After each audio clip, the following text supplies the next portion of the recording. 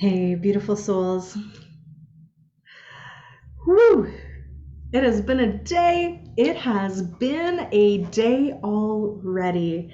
So, the eclipse season is here. It's upon us. We have 4 eclipses this year, 2 of them in a row, and they're already kicking my butt.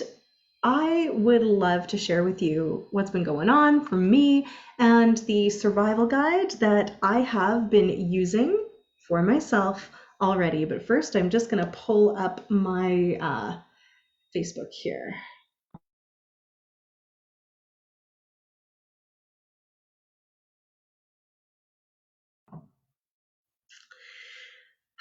Hey, so I asked, do you want to know how to support yourself through this eclipse passage? And everyone was like, yes.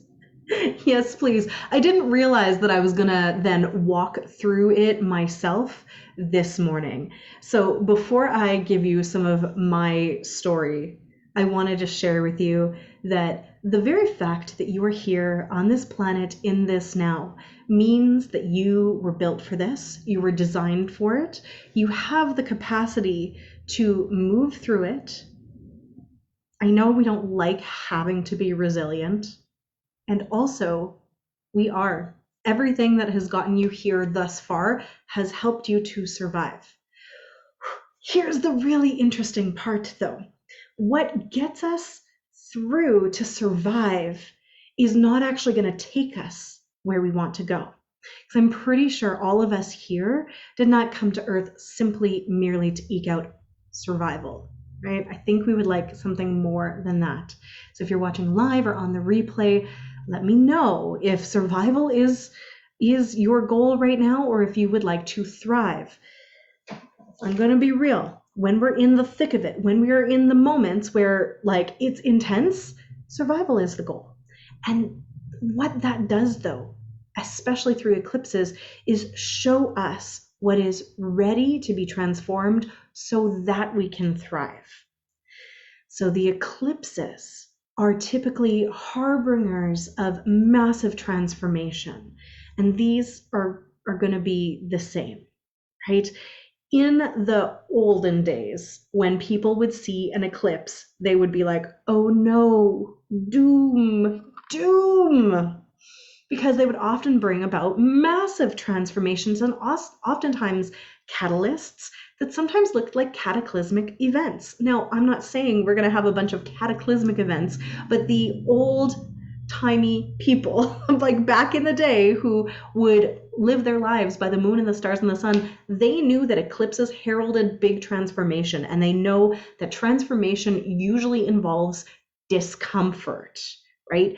To act as a catalyst for people to get out of their own way and move into something new. That is how humanity tends to learn and grow. And so we are entering this eclipse portal right here and now tomorrow, but we're already in the window, the shadow of it. And we're going to be basically traveling through this wormhole, this passage to the next portal, which will be on May 16th, the next eclipse that we're going to move through. Now, I am speaking from my experience. I am not like a well-versed astrologer, so I'm not going to give you all of the details about the houses and the things like that. But the new moon is in Taurus. The sun is also in Taurus. So we have some double Taurus Earth energy. As a Taurus rising, it kicked my butt this morning. And I was like, what is even happening? Last night, when I was going to bed, I actually felt incredible, beautiful waves of bliss. I was like so ready to sleep. I had had tons of exercise that day. I was feeling really good. I had done everything that I needed to do. And I was almost asleep like 5 minutes after I went to bed, which is unheard of for me. Usually I take some time to wind down and all of that. And I was so close to being asleep, and I was so happy. And then a car went by with the loudest muffler, the loudest exhaust that went, what was that? Like, it was just one of those adrenaline responses to me. And, my first thought is, why hate you so much. And then my other thought was, I hope you get home safely, and I hope you come to realize someday that nobody wants to hear that. So it's like full of blessings and curses all at the same time. And then I couldn't fall asleep right away. And my daughter had some dreams because the energy was intense. And then I was woken up this morning by a loud car as well. And I was like, really? It's been months since that has happened. Like, what is going on? And I was a little cranky because I was tired. And then my daughter had a rough morning.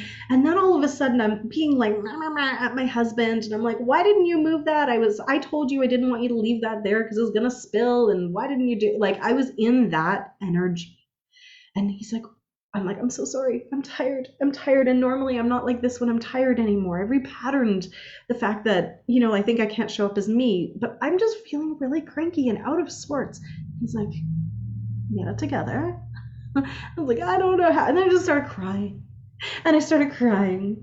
And then I was like, what the heck is this even about? What is this showing me? This isn't about the sleep. It's not about the egg dye covered in tinfoil that was left in a really inconvenient place in my kitchen from Easter a couple of weeks ago. It's not actually about that. So I went into my heart space and I was like, what is the actual issue here? What is arising for me to look at? And there was some stuff from my childhood that I actually had never fully dealt with, that I was really noticing percolating to my consciousness because I was at the same age that my daughter is at now. And some of the things that happened, I'm like, well, I would never do that to my daughter, right? So it was next in line for me to heal and to release. Because here's the thing about eclipses. It's like moving through the eye of a needle, right? Sandra Walter, an Ascension guide, called it a filtration system. So what we're going to be on the other side of that is totally different than who we are today. And we cannot take the old stuff with us. It's not going to fit. And so we have this filter that is basically bringing up all of the stuff to the surface that is ready to be let go, right? I've said in the past in different energy updates, I've used the example of like one of those panning for gold, like kind of like sand shakers where you'd put all the dirt in there and then you'd shake it. We're still in that energy. So it means that everything is really chaotic and everybody's being bumped around and all the stuff is going to the surface. And eventually what will be left is the gold. But we're not there yet. We're in the middle of the bouncing, especially because these beautiful eclipses are preparing us for some energy that's going to be coming in from the middle of May until the solstice. That's just going to be absolutely transformative. I talked a bit about this in the Luminous Evolution Masterclass. The light that is going to be coming to the planet is so profound and so activating and so transformative, bringing with it so much change. We need room for it. We need the space to be able to receive it. And so that's the preparation phase is what we're in right now. Yeah, lots of emotions, artist is saying, both positive and negative. Yeah, I went from like bliss and being like, oh my gosh, this energy is so amazing. I had the best day, been dancing and meditating and walking and being outside and taking care of myself. And then I was in tears and I've been a little bit up and down, mostly good, to be honest. But I did the thing that I'm going to suggest that you do here to support myself. This is part of the survival guide. I let myself go into it. I let myself fully feel it, like sob, ugly cry. And then there was space. There was space inside me. Now, I didn't just feel it. I actually used some energy tools to support the clearing and the healing and the resolution of this. So it feels like it's gone from my field in the same charge. So the first thing that we get to do, though, is let ourselves have the actual fully dive into the depths of the feeling instead of stuffing it way down, instead of doing what the rational mind does. Or one of my shadow aspects I call above and beyond. And that's where I can zoom way out to the multidimensional of like, it's all divine, it's all perfect, so it's all fine, without going, but the human has the feelings and it's not okay right now. right? So I have spent a lot of my life going, I understand the higher plan. I understand that from my cosmic aspect, my rational mind, but my inner child and the Casey, my human aspects have had some rough moments. And I didn't always let myself go in and feel them and grieve them. So this morning, instead of going, you know what, I've got work to do, I'm just going to deal with this later, I went into the bathroom and I sobbed and I let myself fully feel all of that. But I didn't get stuck there. I didn't stay there like sometimes our ego or our mind can be afraid to go in. But sometimes it takes a while to cry. So if it feels like you don't want to get trapped in that space, you put a timer on and give yourself a couple minutes. Like, I'm going to just sob for 5 minutes, 10 minutes, whatever you feel is appropriate. And then here's what I did, but you can use your tools, your intuition, your gifts, the things that are in your toolkit for yourself, or ask someone who's got these tools to support you. In that space, I actually went and I felt the energy of me in my childhood, and I had to let all of the sorrow, the pain, the grief, I had to let that almost drain through my body and out through the bottom and fully let myself feel it. And then I called in a gold light from the divine, from the all that was, and I asked it to fill me up first until it was basically moving through my entire body until I felt like I was renewed. And from that place of being renewed, being filled, not by my own strength, but by the divine, I wasn't specific about it. I was like, gold light, Christ consciousness, divine mother, whatever it was, beautiful gold light. Once it filled me, I was like, oh, okay, now I feel like I've got the capacity to go in and do some, I imagine it, I visualize it. I was like, any of those old tendrils, they look like vines and branches in my mind, my mind's eye, that were holding me to that situation, me to my younger version of self. I used this gold light. I imagine it's like lighting a sparkler and then it like sparkles through these old vines. And I had that move through us into the root of it in me, into the root of it of my 6-year-old self, and dissolve it. And then I asked for all of my higher levels to support me with that healing. And then I went with my imagination, as we learned, that is our interface to the energy realms. I used my imagination to then comfort my 6-year-old self. I used my imagination to go back in time as me with all of my wisdom, with all of my magic in this adult form, to be with myself and to comfort myself and give myself all of the words and all of the cuddles and all of the compassion that I needed. This probably took me about 10-15 minutes, right? Your process might look different. You might do something completely different, but that is what I did to move through this. This is part of the process. There is so much that you could do for yourself in those moments. You could use the holy trinity of breath, movement, and sound, toning, right?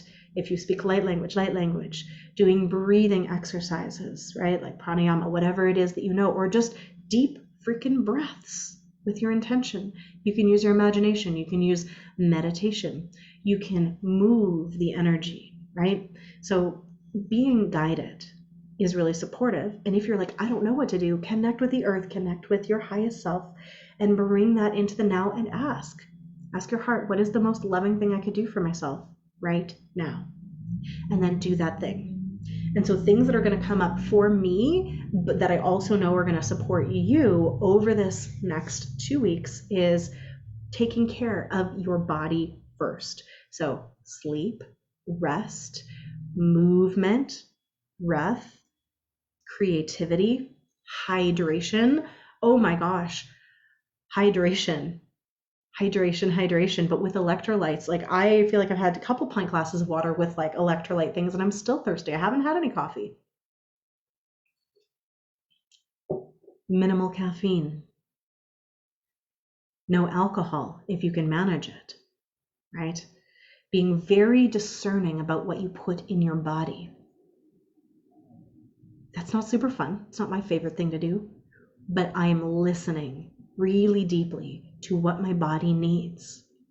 Movement outside, breath outside, connection with the earth, connection with other people, or retreating, asking your body, what do I need now? Do I need to cuddle with a soft blanket? Or do I need to go and actually like go for a really fast walk or a really slow walk? Dance parties, right?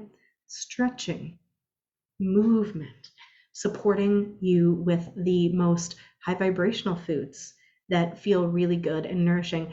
I'm not normally a fruit person, but the last couple of days it's like, my body requires these fruits, mango and strawberries. I'm not sure why.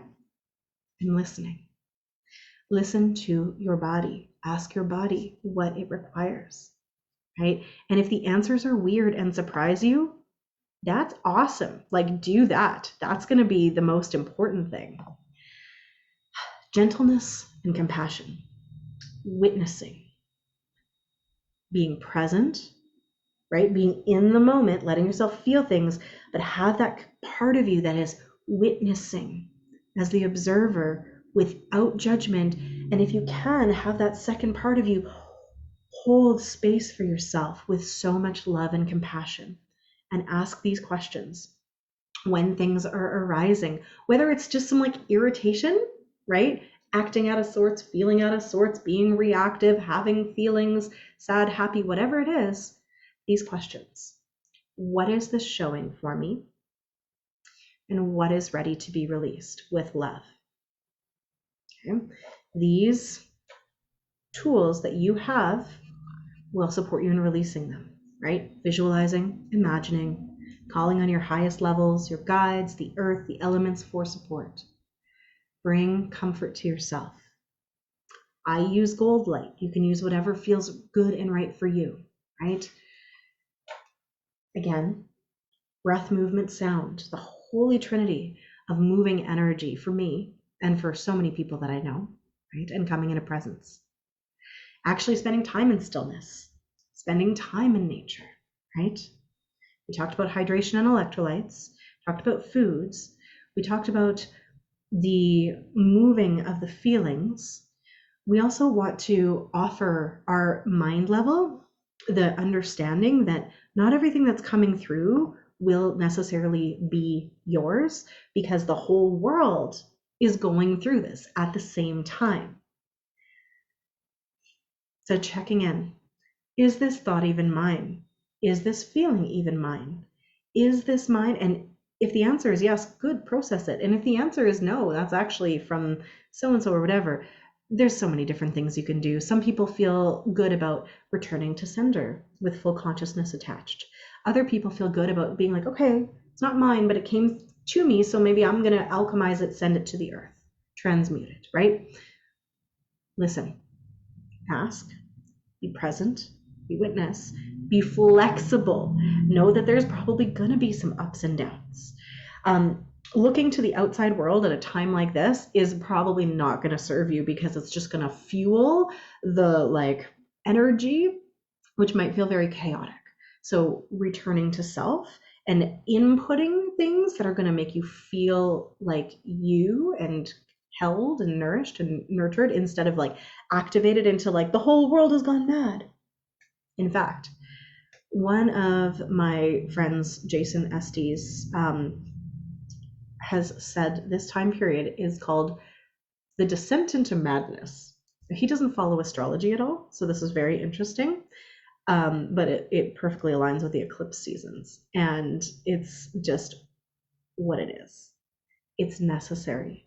It's everything being shaken to the surface, and that's not going to look good, right? It's like turning the lights on at the end of a night at the nightclub or at a party, and you're like, oh my God, there's crap everywhere, but then you can clean it up, right? If you can see it, then you can feel it, you can heal it, you can clean it up.